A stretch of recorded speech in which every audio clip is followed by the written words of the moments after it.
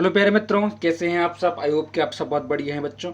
आज जो है हम करने वाले हैं चैप्टर नंबर 5। पाठ का नाम है भू संसाधन और कृषि। ठीक है बच्चों, इससे पहले मैंने बहुत बढ़िया तरीके से आपको समझाए हैं और लेसन डिस्क्रिप्शन में लिंक है, वहाँ से जाकर आप सभी लेसन को चेक कर सकते हैं। चलिए बच्चों शुरू करते हैं आज का लेसन। आप अगर ये वीडियो कंप्लीट देखेंगे तो आपका ये लेसन जो है कंप्लीट हो जाएगा। मैं प्रत्येक क्वेश्चन का आंसर समझाऊंगा और आपके दिमाग में बिल्कुल सेट कर दूंगा एक एक कॉन्सेप्ट। ठीक है बच्चों, पाठ का नाम है भू संसाधन और कृषि। इसमें हम जो आपकी पुस्तक में क्वेश्चन आंसर है वही देखने वाले हैं। ठीक है, और उन्हीं को हम समझेंगे, उसी से आपका पूरा चैप्टर कवर हो जाएगा। भू संसाधन मतलब बच्चों एक संसाधन क्या होते हैं जो हमें उपयोग है ना, जो हमारे लिए उपयोगी है वो सब संसाधन है। इवन पानी हुआ, बर्तन हुए, कपड़े हुए, वो सब संसाधन ही तो हैं एक प्रकार से। क्यों? क्योंकि हम जिनका उपयोग करते हैं वो सब संसाधन है। ठीक है, हवा है, पानी है, पहाड़ हैं, रास्ते हैं, ठीक है, पुल हैं, वो सब संसाधन है। ठीक है, इस प्रकार भूमि भी तो एक संसाधन है, क्योंकि हम भूमि पर क्या करते हैं, भूमि पर रहते हैं। ठीक है, फसल उगाते हैं, फैक्ट्रियां सब हम सब करते हैं, रोड बनी है भूमि पर, पेड़ पौधे, मतलब भूमि तो सबसे अहम है। ठीक है, तो भू संसाधन इसमें हम पढ़ेंगे कृषि के लिए कैसे भूमि का उपयोग किया जाता है, किस किस तरह की जो भूमि है वो है इस पृथ्वी पर, आपको इस चैप्टर में पता पड़ेगा। ठीक है, चलिए बच्चों शुरू करते हैं। सबसे पहले आपको देखने के लिए मिलेंगे निम्न में से कौन सा भू उपयोग संवर्ग नहीं है। मतलब हमें वो बताना है इसमें जो उपयोग में नहीं आता है, भूमि का वह हिस्सा जो उपयोग में नहीं आता है, तो वह सीमांत भूमि। क्योंकि बच्चों सीमांत भूमि जो है वो ऐसी भूमि होती है प्यारे बच्चों जो एक प्रकार से कैसी होती है, ऊबड़ खाबड़, ठीक है, पर्वतीय क्षेत्रों वाली, ढलान क्षेत्रों वाली, घाटी वाली, जिसमें कृषि नहीं कर सकती, खेती नहीं की जा सकती, इसलिए उसको क्या बोलते हैं, सीमांत भूमि। ओके बच्चों, तो इसका सही आंसर हो गया सीमांत भूमि। अगला है 40 सालों में वनों का अनुपात बढ़ने का निम्न में से कौन सा कारण है। तो वनीकरण के विस्तृत और सक्षम प्रयास, गवर्नमेंट के द्वारा, सरकार के द्वारा जो रोक लगाई गई है वनों को काटने के लिए, जो अलग अलग विभाग गठित किए गए हैं पर्यावरण के लिए, पर्यावरण सुरक्षा के लिए, उन्हीं की बदौलत जो है क्या हो गया है, वनों का अनुपात बढ़ा है। तो हम कह सकते हैं कि वनीकरण के विस्तृत सक्षम प्रयास, ओके, जो प्रयास की गए हैं उनको बढ़ाने के लिए, उसी की वजह से। अगला क्वेश्चन क्या है बच्चों, देखिए निम्न में से कौन सा सिंचित क्षेत्रों में भू निम्नीकरण का मुख्य प्रकार है। तो भैया भू निम्नीकरण मतलब होता है भूमि का घटना, ठीक है, भूमि की कमी। तो भूमि की कमी होने की क्या कारण है सिंचित क्षेत्रों में। तो देखो भैया उसका सही आंसर है कि मृदा की लवणता। क्या है, जब मृदा में पानी आता है, बरसात वाला हो चाहे सिंचाई वाला, तो एक्चुअल में पानी में क्या है, बहुत बारीक जो है पानी जो है नमकीन होता है, बहुत बारीक, यानी जो नमक है, ठीक है, वो मिला रहता है। तो धीरे धीरे धीरे धीरे ऐसी प्रक्रिया जब चलती रहती है कि जमीन की सिंचाई होती रहती है बच्चों, तो क्या होता है, मिट्टी में लवणता बढ़ जाती है। ठीक है, एक दो बार की सिंचाई में उसमें कोई फर्क नहीं पड़ता, लेकिन आप ये सोचिए कि सिंचाई एक बार होती है क्या, 2 बार होती है, पानी एक बार बरसता है, 2 बार नहीं ना, हमेशा लगातार बरसता है। साल में कई बार सिंचाई भी तब होती है जब हम कई बार फसल उगाते हैं। तो इस प्रकार से उसमें क्या है, मिट्टी में लवणता बढ़ जाती है। लवणती से क्या होता है, जो उर्वरकता होती है मिट्टी की वो खत्म हो जाती है। ठीक है, नमक मिल जाता है मिट्टी में एक प्रकार का। ठीक है, तो इसलिए बच्चों इसको कहा जाता है सिंचित क्षेत्रों में भू निम्नीकरण का मुख्य प्रकार है निम्नीकरण। जो अब क्या हो गया, भूमि जो है, कृषि योग्य भूमि कम होती जा रही है, तो मृदा की लवणता की वजह से। ठीक है बच्चों, शुष्क कृषि, शुष्क कृषि का मतलब होता है अच्छा इसको पढ़ लेते हैं। शुष्क कृषि में निम्न में से कौन सी फसल नहीं बोई जाती। तो बच्चों गन्ना जो है शुष्क कृषि में नहीं बोया जाता। शुष्क मतलब होता है सूखा, तो सूखी, गन्ने के लिए चाहिए बहुत पानी। ठीक है, पानी मतलब जो गन्ने के लिए जहाँ खेत होता है ना, तो उसके लिए जो मिट्टी होती है बिल्कुल उसमें पानी भरा ही रहना चाहिए एक किस्म से, है ना, तो गीली मिट्टी होनी चाहिए। तो शुष्क कृषि में कैसे होगी, शुष्क मतलब होता है सूखी कृषि। ठीक है, तो गन्ना जो है नहीं बोई जा सकता।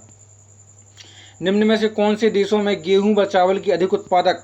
तो भैया इसका सही आंसर है बच्चों क्या, मैक्सिको और फिलीपींस में गेहूं और चावल की अधिक उत्पादन होता है। ठीक है, इस प्रकार से आपके कंप्लीट हैं। अब चलते हैं बच्चों, 30 शब्दों में आंसर देना है। इनको भी बिल्कुल इतनी इजीली आप समझ जाएंगे, एक बार ये वीडियो देखेंगे हमेशा याद रहेगा। ठीक है बच्चों, वीडियो को लाइक और चैनल सब्सक्राइब जरूर कर दें। ठीक है, और जो आपको चैप्टर पहले चाहिए, जो क्वेश्चन में डाउट है, आप कमेंट बॉक्स में ही मुझको बता दें, तो मैं आपको जरूर रिप्लाई दूंगा। ऐसा कभी नहीं हुआ कि मैंने किसी बच्चे का रिप्लाई नहीं दिया है। बंजर भूमि तथा कृषि योग्य भूमि में क्या अंतर है। तो बच्चों बंजर भूमि वो होती है, मैं आपको अपनी भाषा में बता दूं, आप जब समझ जाएं। बंजर भूमि वो होती है जो किसी काम की नहीं है, ना उसको सुधारा जा सकता है। और कृषि योग्य व्यर्थ भूमि वो है जिसको कम से कम सुधारा तो जा सकता है ना, कृषि योग्य बनाया जा सकता है। अब आप समझ गए होंगे, अब देखो आंसर पढ़ेंगे तो आप अच्छे समझ जाएंगे। वह भूमि जो प्रचलित प्रौद्योगिकी की मदद से, मतलब टेक्निक की मदद से कृषि योग्य नहीं बनाई जा सकती, जैसे बंजर, पहाड़ी भूभाग, मरुस्थल, खड्डे, इनको किसी भी तरह से नहीं सुधारा जा सकता है, इसलिए इनको बंजर भूमि कहते हैं।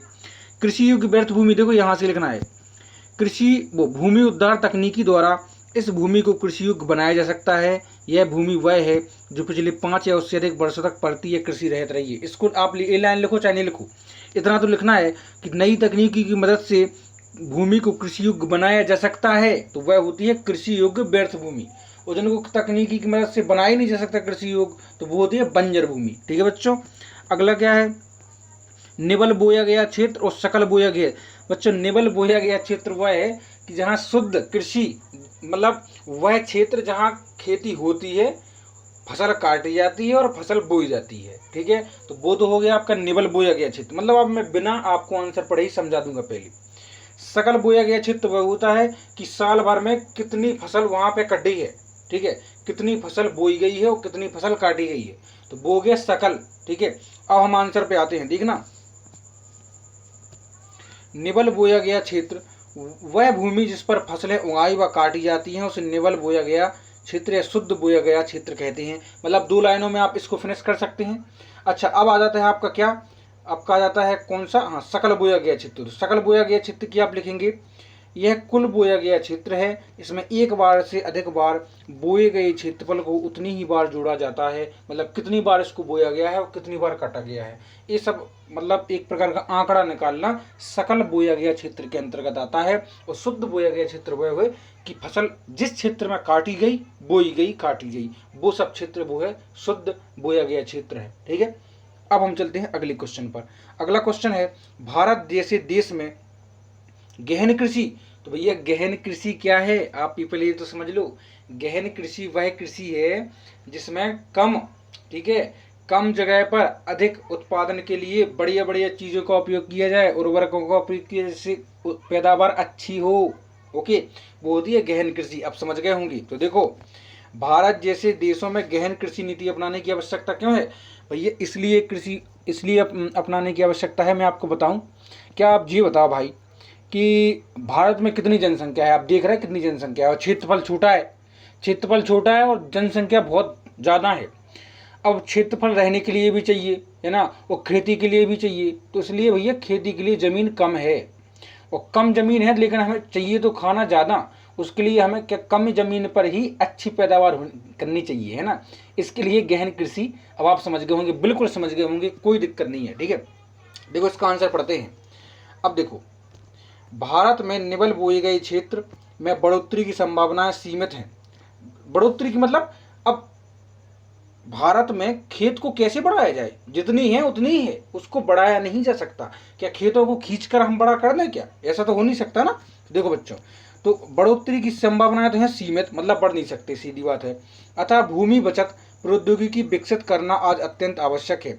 इसलिए भूमि की बचत जो प्रौद्योगिकी समझ लो आप, क्या मतलब क्या करना, प्रौद्योगिकी मतलब होता है एक प्रकार से जुगत लगाना, जुगाड़ लगाना मशीनों की सहायता से, नई नई टेक्निकों की सहायता से। ठीक है, इसमें प्रति इकाई भूमि में फसलों की उत्पादकता बढ़ाने पर जोर दिया जाता है।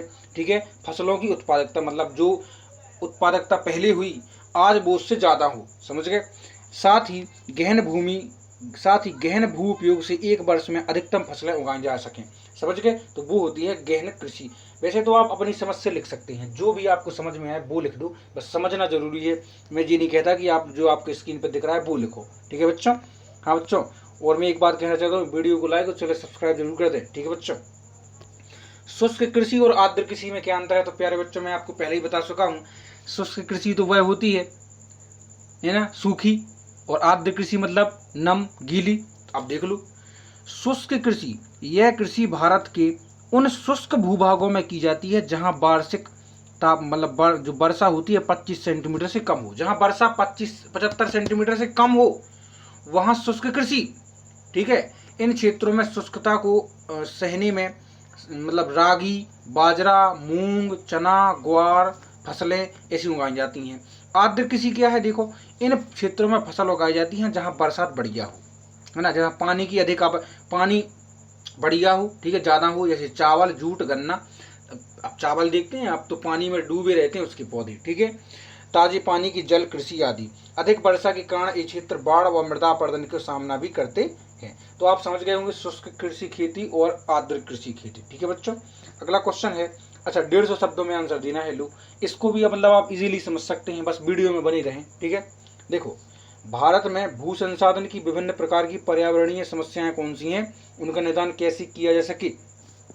फिर से सुन लो, क्वेश्चन क्या है, भारत में भू संसाधन समझ गए ना, भूमि, ओके, विभिन्न प्रकार की पर्यावरणीय समस्याएं। अब भू संसाधन की क्या समस्याएं हैं इसमें हम जानेंगे। देखो बच्चों, मैं आपको 4-5 समस्याएं बताऊंगा, उसमें से 2-3 ही अगर आपको याद हो गई तो बस आपकी मौज है, ओके बच्चों। देखो, भारत में भू संसाधनों का निम्नीकरण एक गंभीर समस्या है। पहली लाइन तो आपको यही लिख देना, और पहला कारण क्या, भारत में भू संसाधनों का निम्नीकरण, मतलब जो भू संसाधन है ना, भूमि, वो निम्नीकरण मतलब होता है कम से कम होती जा रही, धीरे धीरे, ठीक है।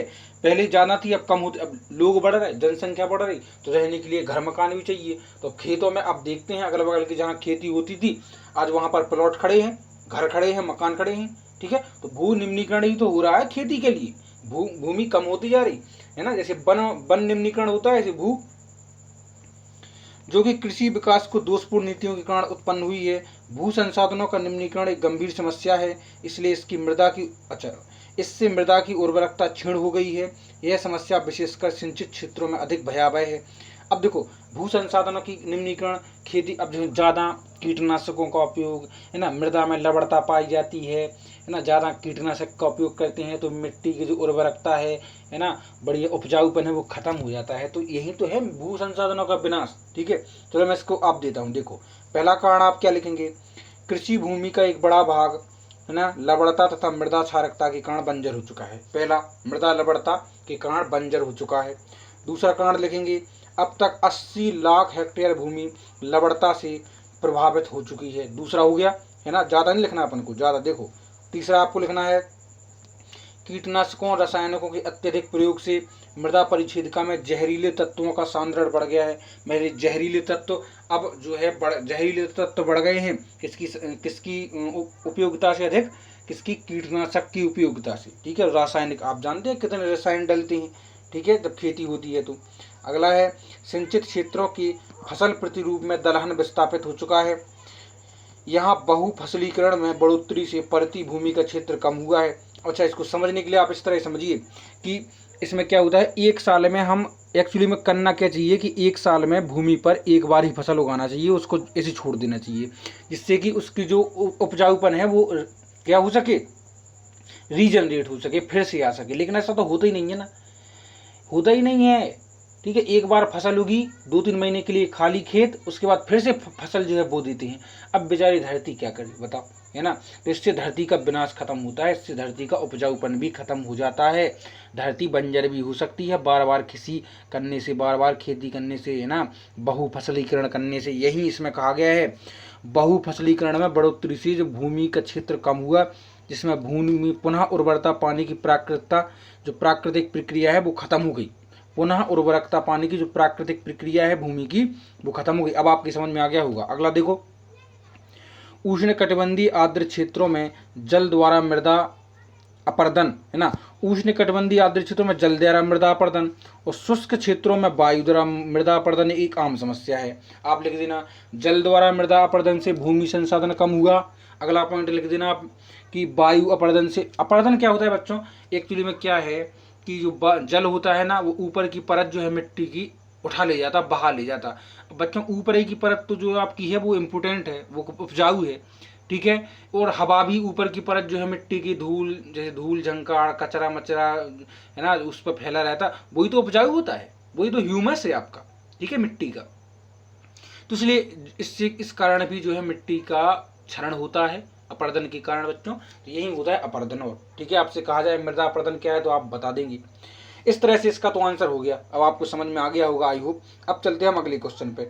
अगला क्वेश्चन क्या कहा गया है, भारत में स्वतंत्रता के बाद कृषि विकास की महत्वपूर्ण नीतियां। तो भैया देश जब आज़ाद हो गया, देश अपने हाथ में आ गया, तो सरकार ने क्या किया, कृषि पर बहुत जोर दिया, ठीक है, कि कृषि को बढ़ाया जाए, लोगों को कृषि योग्य बनाया जाए। पढ़ाई लिखाई कम थी, है ना, तो कम से कम कृषि कोई बढ़ोतरी दो, जिससे लोगों को कुछ, क्या, लोग अपना कुछ कर तो सकें, ठीक है, खा पी तो सकें सुख से।